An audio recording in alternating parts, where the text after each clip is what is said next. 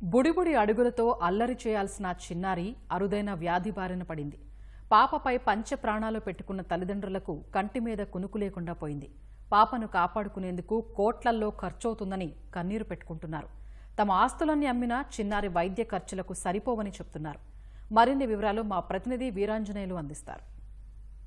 ప్రాణానికి ప్రాణంగా కంటికి రెప్పలా కాపాడుకునే కన్న బిడ్డలకు చిన్నపాటి జలుబు జ్వరం వస్తేనే తల్లిదండ్రులు అల్లాడిపోతారు. అలాంటిది 9 నెలలు కూడా నిండని చిన్నారికి అరుదైన ప్రాణాంతకవాదితో పోరాటం చేస్తుందని ప్రీతం గాయత్రి దంపతులు అల్లాడిపోతున్నారు. అసలు ఆ చిన్నారికి వచ్చిన అరుదైన వ్యాధి ఏంటి, వైద్యులు ఏం సూచించారనే మాటల్ని ఆ కన్నవారి మాటల్లోనే విందాం.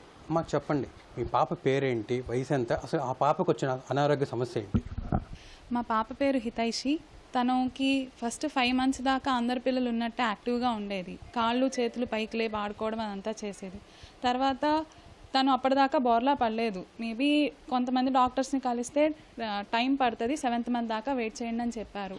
సో మాకు 7th మంత్ దాకా వెయిట్ చేసినా తను పక్కకు తిరగడం, బోర్లా పడడం లాంటిది లేకపోయేసరికి మేము ఇంకా పీడియాట్రిక్ న్యూరాలజిస్ట్ని కానీ కన్సల్ట్ అయ్యామండి.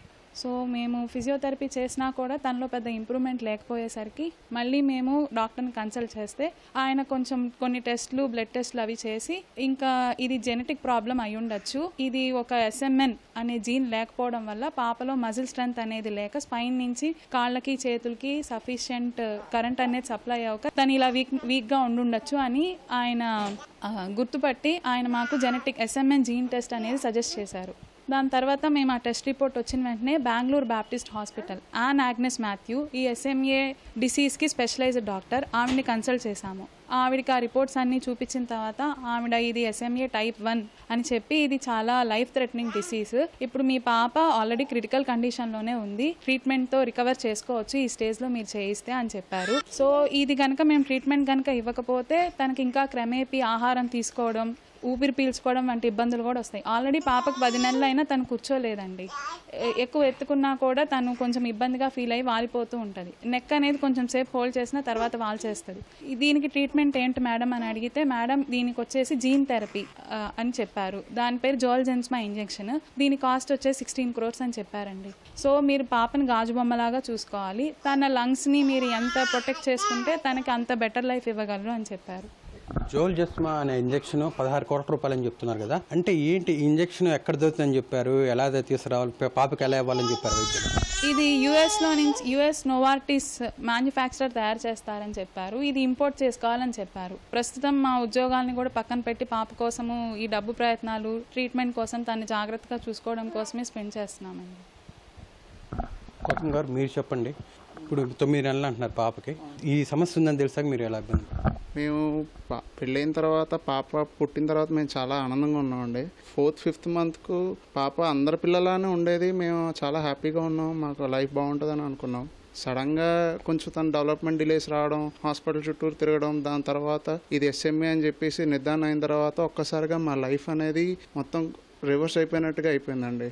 ప్రమాదకరమైంది, ఇంత లైఫ్ థ్రెటనింగ్ డిసీజ్ అనగానే అసలు. కాకపోతే మేము ఇప్పుడు దీనికి పాప గురించి మేము చేసేది ఓన్లీ కూడా పాపకు ఆ ఇంజెక్షన్ చేయించడమే అన్నారు. ఆ ఇంజెక్షన్ గురించి మేము ప్రతి చోట పాప గురించి చెప్పుకుని సహాయం తీసుకుందామని కోరుతున్నాం.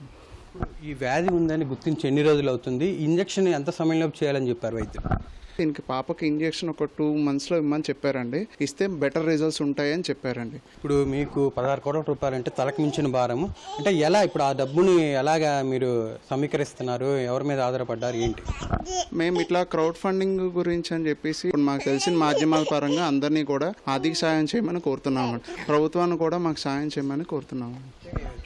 సమయం తక్కువ ఉంది, 2 నెలలలోపు చేయించుకోవాలని చెప్పారంటున్నారు. ఇప్పుడు మీరు చూస్తున్నామో మీ ప్రయత్నం మీరు చేస్తున్నారు, ఎట్లా అంటే స్పందన ఏమన్నా ఉందా దాతల దగ్గర నుంచి కానీ ప్రజల దగ్గర నుంచి? ప్రజలు చేస్తున్నారండి, పాపం వాళ్ళు తోచింది చేస్తున్నారు. కాకపోతే అంత అమౌంట్ అనేది రావడం అనేది కొంచెం కష్టంగానే ఉంటుంది. సో అందుకే మా ఉన్న ప్రయత్నంలో ఉండే కొద్దీ అందరికీ తెలిసేలా చేసి వాళ్ళ దగ్గర నుంచి సాయం పొందుదామని చూస్తున్నామండి. మీ మనవరాలు అనారోగ్య సమస్య అని తెలిసాక ఎలా నయం చేయాలని, లేదా ఇంజక్షన్ కోసం ఎలాంటి తాపత్రయపడుతున్నారు? 3 అమ్మాయిలు, పెద్ద అమ్మాయికి 2 అబ్బాయిలు, 2 అమ్మాయికి 1 అబ్బాయి. అమ్మాయి పుట్టితే అందరూ మనవరాలు అందరూ ఉన్నారు, చాలా సంతోషపడ్డా అండి.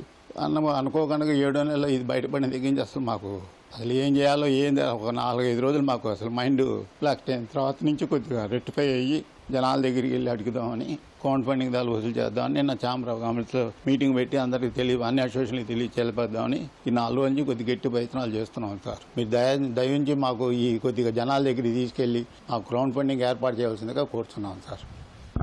గుడిగుడి నడకలతో ఇంట్లో సందడిగా తిరగాల్సిన చిన్నారి కదలలేని పరిస్థితులు ఉందని చెప్పి కన్నవారు ఆందోళన వ్యక్తం చేస్తున్నారు. తమ ఆస్తులన్నీ కూడా అమ్మిన ఆ పాపకు కావాల్సిన ఇంజెక్షన్ అందించిన పరిస్థితిలో ఉన్నామని, దాతలు ప్రభుత్వం స్పందించి ఆ పాపకు కావాల్సిన ఇంజెక్షన్ అందేలా చర్యలు తీసుకోవాలని చెప్పి వాళ్ళంతా కూడా వేడుకుంటున్నారు. కెమెరామెన్ ఆలీతో వీరాంజనేయులు, ఈటీవీ న్యూస్, గుంటూరు.